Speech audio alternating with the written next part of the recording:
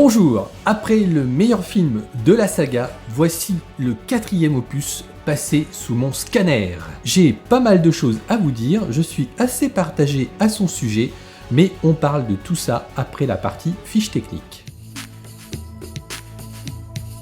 L'année du film 1965, il se situe entre Goldfinger et On ne vit que deux fois. Durée du film, 2 heures. Le réalisateur est Terence Young, il réalisa en tout 3 films de la saga. Notre James Bond, Sean Connery, il fera en tout 6 films. La James Bond Girl, Claudine Auger, la première française qui joue le rôle de Domino. Le méchant de l'opus, Largo, joué par Adolfo Celli. Le budget de ce film, 5,6 millions de dollars. Les recettes du film sont encore en accroissement par rapport au précédent film, puisque là, on arrive à 141,2 millions de dollars.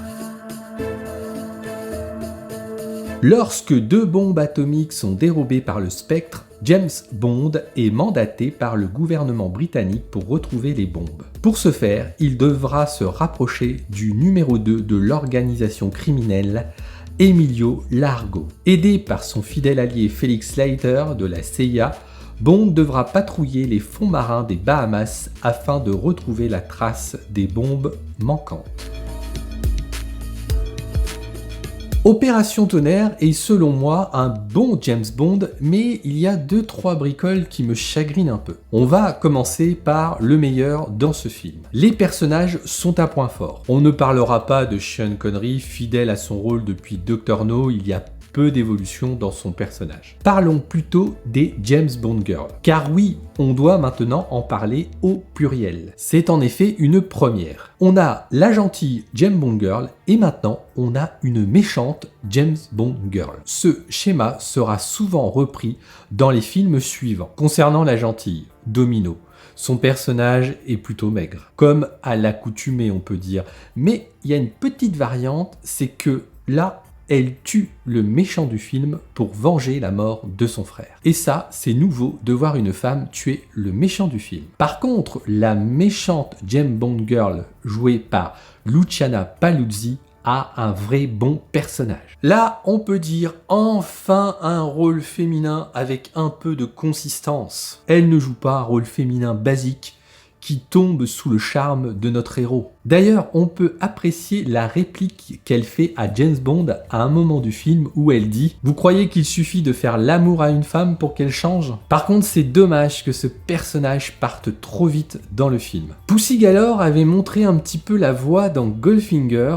Là, on peut dire qu'il y a une évolution positive d'un des personnages féminins dans ce film. On a vraiment, dans Opération Tonnerre, une femme engagée, qui sait ce qu'elle veut, qui sait où elle va, qui a du caractère. Tant qu'on est dans les personnages, eh bien parlons du méchant du film, Largo. Et avec l'apport du personnage féminin dont je viens de parler, eh bien ce duo forme un duo de méchants plutôt crédible face à notre héros. Ce n'est pas autant à la hauteur que notre duo dans Goldfinger, mais c'est plutôt bon. Et comme je le dis toujours, il n'y a pas de bon James Bond sans un bon méchant. Dans les bonnes choses, on a une bonne histoire. On a une bonne intrigue avec de gros enjeux. D'ailleurs, et encore une première, tous les 00 sont présents à la réunion de crise. L'organisation du Spectre est plutôt impressionnante et sans pitié face aux mauvais agents. On peut d'ailleurs remarquer qu'on retrouve la fameuse organisation suite à la parenthèse Goldfinger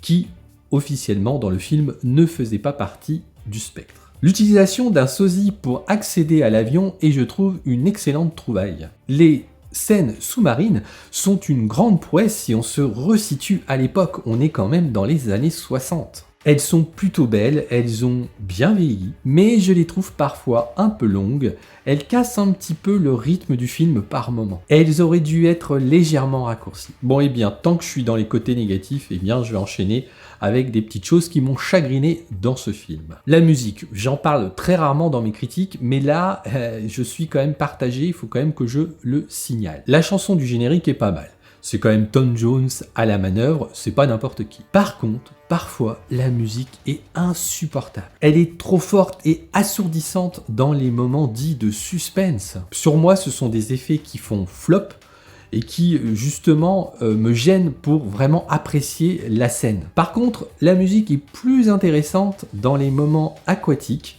puisqu'elle est plus fine, plus douce, plus stressante, et je trouve qu'elle est plutôt bien associée aux scènes justement sous-marines. J'avais vanté dans le précédent film Goldfinger l'élégance. Ici, il y en a beaucoup moins et on commence à voir apparaître de l'humour mal placé. Car oui, jusqu'à Goldfinger, l'humour est très rare dans les films. Faut dire que l'espionnage, c'est quand même pas de la rigolade. Même si dans les 3 premiers films, on a des instants de légèreté, c'est pas aussi important qu'à partir de ce film. Il faut bien avoir en tête que dans les livres de Ian Fleming, il n'y a aucun humour. Dans Opération Tonnerre, on commence à voir apparaître des blagues ou des dialogues un peu douteux, voire un peu lourds. On aura l'apogée de cet humour un peu lourd pendant la saga avec les films de Roger Moore. Ça va devenir, hélas à mon goût, une marque de fabrique de la saga.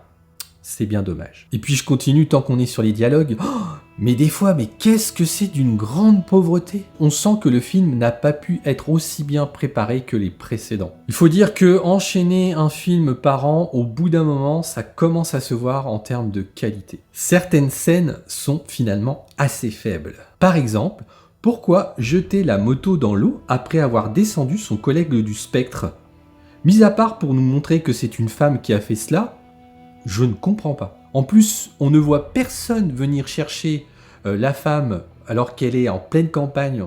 Et donc, elle fait comment? Elle va rentrer à pied après? Un autre exemple de scène vraiment bâclée. Au début, avec l'Aston Martin, le coup des jets d'eau. Bon, c'est sûr que c'est sympa de découvrir un nouveau gadget de la voiture qu'on n'avait pas vu dans Goldfinger. Mais franchement, les gars, peuvent pas s'écarter un petit peu pour pas être dans l'axe du jet d'eau? Là, franchement, c'est bâclé et c'est risible. Pour terminer, et pour encore démontrer un manque de qualité parfois dans ce film, je parlerai de la scène de la fin. Vous savez, la scène dans le bateau, eh bien, franchement, elle est bâclée et mal réalisée. Le bateau va beaucoup trop vite pour que la scène soit totalement crédible. Enfin, quand on voit James qui essaye de donner des coups de volant pour éviter les rochers, c'est pas synchro, ça va pas, il y a un truc qui ne va pas dans cette scène. Et c'est bien dommage parce que c'est la toute fin du film et il est toujours important de bien terminer un film. Alors, par rapport à la note, eh bien, que ce soit les lecteurs d'Halluciné ou moi-même, eh bien, on va donner une note identique, c'est-à-dire 3,6 sur 5. Cet opus est quand même un peu spécial dans la saga, puisqu'il faut pas oublier que ce film, Opération Tonnerre, ou du moins cette histoire, fera l'objet d'un reboot presque 20 ans plus tard à cause d'une guerre de droits d'auteur. En effet, Jamais plus jamais verra le jour presque 20 ans plus tard, et en plus avec le même acteur, alors que la saga officielle était en train de continuer avec Roger Moore. Je ferai la critique de ce film, même s'il n'est pas dans la saga officielle, alors pour ne pas le manquer, n'oubliez pas de vous abonner. En attendant, je vous invite à me rejoindre dans une autre critique d'un film interprété par Sean Connery. A tout de suite.